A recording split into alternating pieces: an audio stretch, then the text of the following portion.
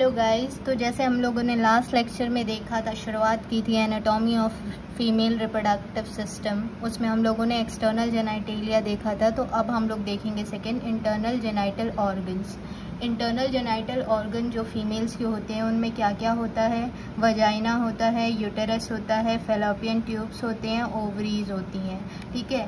और जो ये ऑर्गन होते हैं इंटरनल जेनाइटल ऑर्गन, वो इंटरनली पेल्विक कैविटी में होते हैं और इनके इंस्पेक्शन के लिए हमें स्पेशल इंस्ट्रूमेंट्स की ज़रूरत पड़ती है। अब हम लोग सबसे पहले बात करेंगे वजाइना की। वजाइना जो है वो फाइब्रोमस्कुलर मेम्ब्रेनस शीट होती है जो कि कनेक्ट करता है यूटेरस और सर्विक्स को आउटसाइड ऑफ द बॉडी से, ठीक है। अब हम लोग बात करते हैं कि ये जो वजाइना होता है वो एक्सक्रीटरी चैनल फॉर्म करता है यूटेराइन सिक्रीशन के लिए और मेंस्ट्रुअल ब्लड फ्लो के लिए, ठीक है। और दूसरा हम लोग ये देखते हैं कि जो वजाइना होता है वो ऑर्गन ऑफ कॉपुलेशन होता है और फॉर्म करता है सर्वाइकल कैनाल के साथ बर्थ कैनाल पार्चुरेशन के टाइम, ठीक है। अब देखते हैं हम लोग कि जो कैनाल होता है वो डायरेक्टेड होता है अपवर्ड और बैकवर्ड और फॉर्म करता है इरेक्ट पोस्चर में हॉरिजॉन्टल में 45 डिग्री का एंगल, ठीक है। अब हम लोग देखते हैं कि जो यूटेरस होता है वो वजाइना जो होता है वो यूटेरस से राइट एंगल पे होता है, 90 डिग्री के एंगल पे, ठीक है। अब हम लोग इसके डायमीटर की बात करते हैं तो इसके कैनाल की जो डायमीटर होती है वो अबाउट 2.5 सेंटीमीटर होती है और जो इसका अपर पार्ट होता है वो वाइडेस्ट होता है और जो इसका इंट्रोइटस होता है वो नैरोएस्ट होता है, ठीक है।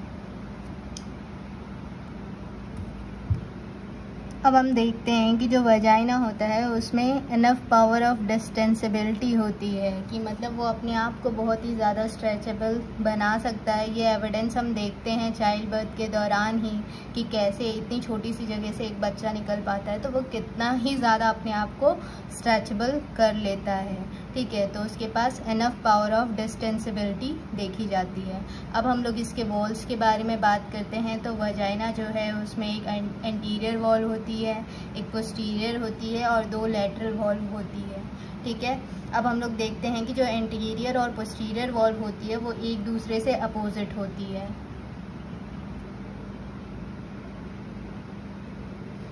अब हम लोग देखते हैं कि जो एंटीरियर वॉल है उसकी लेंथ कितनी है, अबाउट 7 सेंटीमीटर, और जो पोस्टीरियर वॉल है उसकी लेंथ कितनी है, अबाउट 9 सेंटीमीटर। और जब हम ट्रांसवर्स सेक्शन में लेटरल वॉल को देखते हैं तो वो कैसा दिखता है, एस शेप का दिखता है, ठीक है। अब हम लोग बात करते हैं फॉर्निसेस के बारे में। फॉर्निसेस जो होती हैं वो क्लेफ्ट होती हैं जो कि वजाइना के टॉप में होती हैं।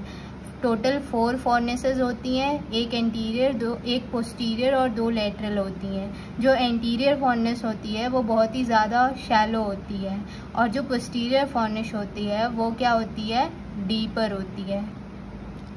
अब हम लोग बात करते हैं रिलेशंस के बारे में। तो जो एंटीरियर वॉल में देखेंगे जो अपर 1/3 होता है वो बेस ऑफ यूरिनरी ब्लैडर से उसका रिलेशन होता है और जो लोअर 2/3 होता है उसका होता है यूरेथ्रा से, ठीक है। अब मैं आपको डायग्राम में दिखाती हूँ थोड़ा।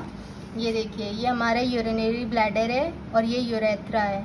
तो जो ये इसका अपर 1/3 है वो हमारा बेस ऑफ यूरेथ्रा से एंटीरियर वॉल ये है और ये पोस्टीरियर वॉल है, ठीक है। तो अपर 1/3 जो है वो बेस ऑफ यूरिनरी ब्लैडर से रिलेशन कर रहा है, शो कर रहा है, और जो 2/3 लोअर 2/3 है वो यूरेथ्रा से, जो ये यूरेथ्रा का पार्ट है उससे रिलेशन शो कर रहा है, ठीक है ना।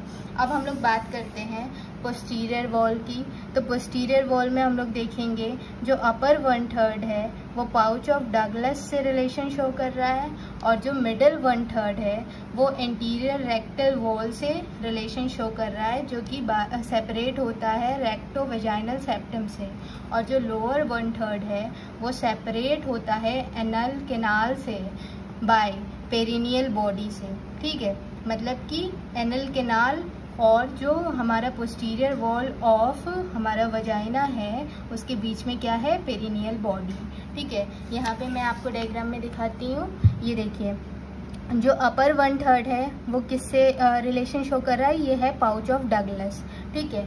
और जो हमारा मिडिल 1/3 है वो रेक्टल वॉल से, और जो हमारा लोअर 1/3 है वो किससे, ये पेरिनियल बॉडी है, इससे रिलेशन शो कर रहा है, ठीक है। अब हम लोग देखते हैं लैटरल वॉल्स के रिलेशन के बारे में। तो जो अपर 1/3 होता है वो हमारा रिलेट करता है जो ब्रॉड लिगामेंट के बेस में पेल्विक सेलुलर टिश्यू पाई जाती हैं उनके साथ, जिनमें कि यूरेटर और यूटेराइन आर्टरी लाई करता है approximately 2 centimetre from the lateral fornix. जो लेटरल फॉर्निक्स होती हैं उससे 2 सेंटीमीटर यूरेटर और यूटेराइन आर्टरी लाई करता है, ठीक है। और जो मिडल 1/3 होता है वो लेवेटर एनाई से हमारा रिलेशन शो करता है, और जो लोअर 1/3 होता है वो बल्बो कैवर्नोसिस मसल से और वेस्टिब्युलर बल्ब से और बर्थोलिन्स ग्लैंड से रिलेशन शो करता है।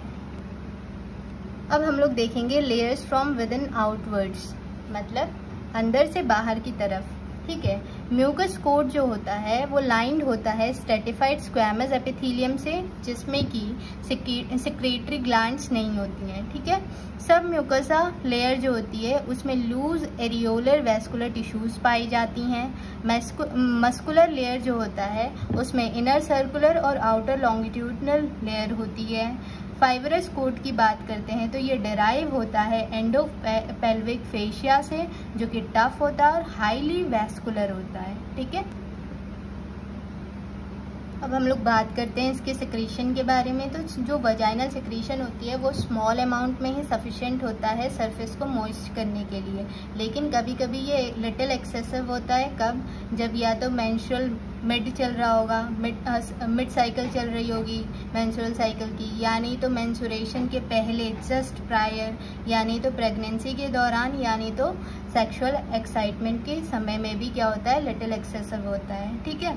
अब हम लोग देखते हैं कि जो सिक्रीशन होता है वो मेनली कहाँ से डेराइव करता है, तो ग्लैंड्स ऑफ सर्विक्स से, यूटेरस से, वजाइनल एपिथेलियम से, बर्थोलिन ग्लैंड से ड्यूरिंग सेक्सुअल एक्साइटमेंट के समय में, ठीक है, बर्थोलिन ग्लैंड से होता है, ठीक है ना।